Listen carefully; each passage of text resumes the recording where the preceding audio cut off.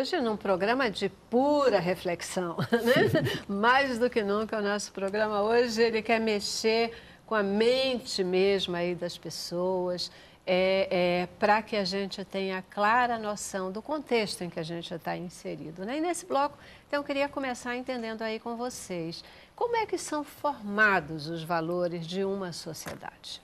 Celeste, é muito difícil que a gente tente separar essa responsabilidade da igreja nesse processo, ainda que a gente queira focar na sociedade no programa de hoje. Por quê? Porque os valores vão sendo formados a partir de modelos. A criança, ela segue modelos, ela busca referenciais. A sociedade precisa de referenciais. Se a igreja deixou de ser este referencial, ou se ela ainda preserva internamente os seus valores, mas não consegue, nesta sua convivência, neste seu relacionamento no mundo, com o mundo, se tornar de fato alguém para quem o mundo vai olhar e vai buscar um modelo, então a gente começa a encontrar, por exemplo, aqui uma variável que vai ser preponderante na formação ou na deformação dos valores da sociedade. A falta de referências, a falta de modelo. Qual é o modelo para a família? Hoje nós estamos discutindo famílias alternativas, padrões alternativos de família, e inclusive já se começa a discutir, do ponto de vista das leis, a desconstrução da figura de pai e de mãe, inclusive na certidão de nascimento. Exato. Né? Então, qual é a referência? O problema é que nós temos os nossos princípios e queremos fazer com que a sociedade ouça os nossos princípios a partir do nosso discurso, quando a sociedade deveria vir atrás dos nossos princípios a partir de olhar para nós e ver um modelo que funciona e que as pessoas são felizes.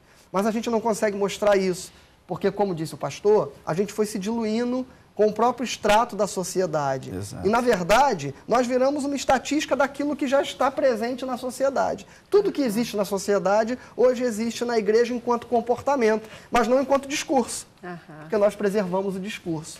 E aí, eu dizia, na nossa conversa aqui nos bastidores ali atrás, eu dizia, uma vez um pastor, que é meu conselheiro, meu amigo, ele me deu um conselho, e ele disse assim, pastor Fábio, um conselho para o seu ministério, só pode dar o carão quem dá o carinho. Se a igreja não é capaz de viver um relacionamento onde a sociedade, ao se aproximar dela, tenha na igreja alguém que lhe abraça do ponto de vista de que convive com ela, dialoga com ela, e isso é que pode fazer interferir, não será o nosso discurso profético que vai conseguir mudar ou transformar alguma coisa. Então, a minha opinião é que a gente perdeu referências. Referências. Tem uma, só antes de passar a palavra, pastor Paulo, que todo mundo conhece já, né? Quando teve aí a última grande catástrofe dos Estados Unidos, a famosa fala da filha do Billy Graham, né? Isso é uma coisa que tem sido colocada em vários momentos, porque tipo os americanos dizendo, mas alguns cristãos americanos dizendo, porque Deus nos abandonou, porque Ele não quer saber de nós, isso aqui, né? Tantas catástrofes aqui, e ela estava dizendo que, na verdade, Deus não abandonou aquela sociedade, a sociedade foi expulsando Deus, né, do seu dia a dia, foi dizendo, não vamos mais falar desse negócio de Deus, de Jesus nas nossas escolas, não é fórum, né? Foi dizendo, não, tira não sei o que da moeda, quer dizer, ela foi expulsando Deus, e Deus, Ele não se impõe, né? Ele bate, se a gente permitir que Ele entre, Ele faz morada, né? Isso nas nossas casas, nos nossos corações, nas nossas sociedades. Eu acho que isso é talvez uma tradução, uma explicação literal daquilo que o senhor está colocando agora aqui, né, pastor? Porque a sociedade, ela vai, a igreja vai participando, vai junto do dia a dia da vida social, vai também compondo esses valores morais da sociedade. Eu penso que não dá para falar de moral sem falar de família e sem falar de igreja, sem falar de espiritualidade e religiosidade. Então, coloquei agora há pouco, citando até o livro do Não Tenho Fé Suficiente para Ser Ateu, que todo ser humano já nasce com um código de moral dentro dele, né? Porque da onde vem essa moral? Então, e a Bíblia define Deus como um ser moral. Então, o ser humano já recebe isso. Então, como é que vai nascendo a moral fora do ponto de vista espiritual, né? Eu vou transmitindo isso para a minha filha, para as crianças que estão ali. Existe um espaço dentro da mente humana, usando o lado da psicologia aí, que é como se fosse um recipiente de valores. A mente vai sendo formada também por isso, tem as emoções, tem o meu temperamento, mas tem um espaço ali que vai sendo formado pelos valores externos. E quem são as pessoas responsáveis por formar isso daí? São as pessoas emocionalmente significativas. Geralmente pai e mãe. Não tem como escapar disso daí. Não tem como escapar disso daí. Pegando uma fala dele, se eu ouvisse essa fala dele tempos atrás, eu tinha colocado no meu livro O Afeto que Alimenta. Só pode dar carão quem dá carinho. Então, se eu dou carinho à minha filha, eu tenho autoridade para ela. E o que está acontecendo hoje? Uma criança, ela está perdendo o seu referencial, porque essa pessoa que não dá afeto, não dá carinho, a criança, na formação da mente dela, ela pode optar pelo seguinte: não quero nada que venha desse referencial. Então, ela fica com um vazio.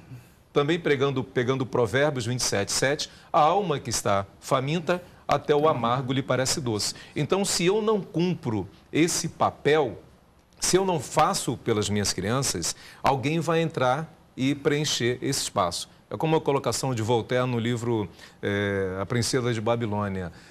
Quando não se casam as moças, elas mesmas se casam, né? Então, se eu não faço por elas, elas vão fazer sozinhas. E quem que essas crianças tomam como referencial? Quem são as referências hoje na nossa sociedade, na nossa cultura? E se eu abrir mão de ser forte nessa formação, nesses valores, colocar esses valores, alguém vai entrar e vai fazer isso daí no meu lugar. E aí a gente vai ter uma sociedade doente. E aí, pastor, a gente trazendo isso para o nosso dia a dia, a gente considerando os modelos, os formatos, né, familiares que têm acontecido hoje, a vida moderna que faz com que a mãe, que era aquela que tomava conta das crianças, ficava em casa com maior foco na educação, hoje já não tem tanto foco assim. O pai, ele tem até um foco maior, mas não tem tanto foco assim. Fica uma pergunta bacana: quem é que está educando as nossas crianças? Muitas vezes soltas para uma internet, para as mídias sociais. Esse vazio que, de repente, está sendo deixado pela família, ele vem sendo preenchido de uma forma múltipla, sem um acompanhamento, sem um olhar mais preciso. E aí, como ficam os valores morais? Eu entendo que quem está preenchendo esses vazios, em parte, são os ídolos que aparecem na serpente social, que é a mídia, entendeu? São os MCs que vêm com os seus conceitos, você pode fazer isso, que não tem o menor problema, e todo mundo vai relativizando tudo, entendeu? Vai fazendo isso, se eu deixo o espaço, né, esse espaço vai sendo preenchido. Eu gostaria de voltar um pouquinho mais focado à sociedade. Desde quando o homem começou a pensar no conceito de Estado, quando Locke, Hobbes começaram a ver que o estado de natureza não era bom para o homem, porque o homem não tinha limites, o homem não tinha referencial. Então, a sociedade cede parte da sua autonomia ao Estado, e o Estado começa a dizer como o homem deve viver e se portar em sociedade. Isso foi uma contrarresposta ao conceito de igreja, ao padrão de igreja, quando ela passa a ser uma igreja totalitária, uma igreja que dita regras, mas não vive as regras que dita. Ela cita princípios, mas não vive esses princípios, e há uma confusão do que a igreja prega e do que ela vive e o que ela ensina à sociedade. Então, a sociedade rompe e vamos instituir a sociedade com os seus poderes constituídos. Na Revolução Francesa, a gente começa a ver o fracasso desse posicionamento, porque Rousseau, Savigny e outros pensadores iluministas, eles começam a entender a sociedade como sendo uma sociedade laica, longe de Deus. E foi um fenômeno que aconteceu que, a princípio, parecia bom, mas nós estamos vendo que está descampando nos dias de hoje. A sociedade ela não consegue sobreviver sem um referencial. E o problema que eu consigo visualizar hoje bem claro, nós não temos referenciais. Então, a nossa sociedade hoje, ela não consegue olhar para um ponto e falar assim, não, vamos basear isso aqui, tomar isso aqui como um referencial. Porque a igreja, aí não tem como, nós pastores e pensadores teológicos, não colocarmos a igreja, porque por mais que a igreja, na Idade Média, ela tenha falhado, mas a igreja é uma instituição criada por Deus e ela tem os princípios basilares para a sociedade. Basta o discurso da igreja estar afinado com o discurso de Deus. O problema é que, como diz o apóstolo Paulo em Timóteo, diz assim, nos últimos tempos os homens fariam doutrinas para si, homens avarentos, presunçosos, amantes de si mesmos. Então, o que está acontecendo é isso. Nós somos uma sociedade em crise porque temos uma igreja em crise. Nós precisamos voltar ao princípio de tudo, voltar aos nossos valores absolutos. Os valores hoje só são relativizados porque a igreja relativizou seus valores. Quando a igreja era uma igreja firme, ainda que os sofistas pregassem o relativismo de tudo, mas a igreja, na época primitiva, era uma igreja tão sólida que ela não relativizava as suas verdades. Preferia ir para a fogueira, preferia ir para a forca do que relativizar. Hoje, a mídia seduz os próprios pastores. Pois é. Então, nós somos um produto da nossa sedução. É verdade. Aí não conseguimos ser referencial para a sociedade, porque nós estamos nos miscuindo com a sociedade. Desculpa, pastor. Perdão, então, a nossa sociedade religiosa evangélica, principalmente, ela se permitiu criar líderes que acabam falando em nome de toda a nossa cultura. Uma das palestras que eu vi há pouco tempo de uma pessoa que é um referencial para mim no meio evangélico hoje, e ele diz o seguinte, que na Bíblia não tem líder. O último líder da Bíblia, a princípio, foi Moisés. Até que momento? Ele subiu líder e ele desceu com aquilo que deveria liderar, que eram as tábuas da lei. Então, a igreja, para mim, para restaurar, contribuir, ela não tem outra opção a não ser pregar e se esforçar o máximo possível para viver aquilo que deve ser o líder da sociedade. Então, enquanto eu coloco uma pessoa como líder, ele fala por mim, eu não penso mais, e aí eu confiro toda a liberdade para decidir minha vida. John Stott, ele tem um texto num livro chamado Mentalidade Cristã, e ele discute exatamente a igreja na sua relação com a sociedade, com o mundo, no seu papel missionário, no seu papel transformador.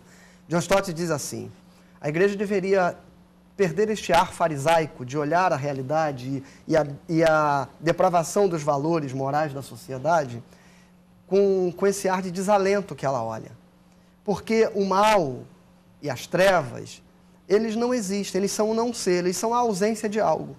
E ele diz assim, olhe da seguinte perspectiva, se a casa escurece quando o sol se põe, não reclame da casa. É inerente à natureza da casa escurecer quando a luz deixa de entrar pela janela. Pergunte onde está a luz. Se a carne apodrece porque se proliferaram bactérias nela, não reclame da carne. Este é o processo natural. É preciso perguntar onde está o sal. E aí ele pergunta, onde está a igreja? Essa é a pergunta que tem que ser respondida. Porque este vazio da mãe, este vazio do pai, é o vazio que a igreja também deixou na sociedade. E aí, quem ocupa? Foi a pergunta que você fez. Se você olhar hoje os desenhos que formam o pensamento dos nossos filhos, eu lembro que na minha infância os meus heróis eram adultos. Era o Batman, o Super-Homem, heróis adultos. As crianças hoje, os seus heróis são crianças, os desenhos animados, assim.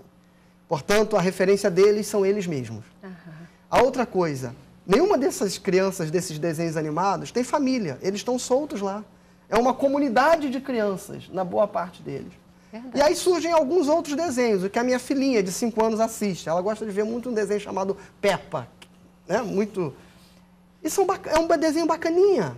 Mas eu comecei a olhar o Peppa e outros desenhos daquele canal e eu fiquei percebendo que a figura paterna, por exemplo, é sempre um ser meio que banana, meio que incapaz, Simpson. meio que impotente. O Simpson. Então, essa desconstrução da referência do pai, da referência da mãe, da referência do adulto, da referência de autoridade, nós não queremos mais absolutos. Mesmo depois que a sociedade, Francis Schaeffer vai escrever, se eu citou a Morte da Razão, percebe que tinha que retomar um relacionamento espiritual, a sociedade retoma, mas no ponto de vista espiritualista. Ela quer espiritualidade, mas ela não quer absolutos. Portanto, ela não quer as religiões politeístas, por exemplo. Ela não quer uma Bíblia como código de conduta, de ética, de moral. Ela quer apenas uma espiritualidade.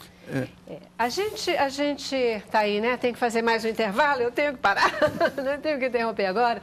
E no próximo bloco eu queria poder refletir com vocês sobre o seguinte, né? A gente tem aí um crescimento incrível da população evangélica, por exemplo, no Brasil, né? Um número que se destaca, um número que ele é impactante. Por outro lado, a gente tem visto uma sociedade onde a vida se tornou uma banalidade horrorosa, se mata um ao outro de uma maneira incrível. Parece, e todo mundo tem falado isso, que os valores morais da nossa sociedade, eles estão se perdendo. Como é que que reflexão a gente pode fazer sobre isso? Eles estão se perdendo? Como resgatá-los? É possível? Resgate ou transformação? Como é que é, pastor? Forma, deforma e transforma. Forma, deforma e transforma. Em que ponto nós estamos dos valores morais da nossa sociedade? Intervalo. Cabeça pra cima.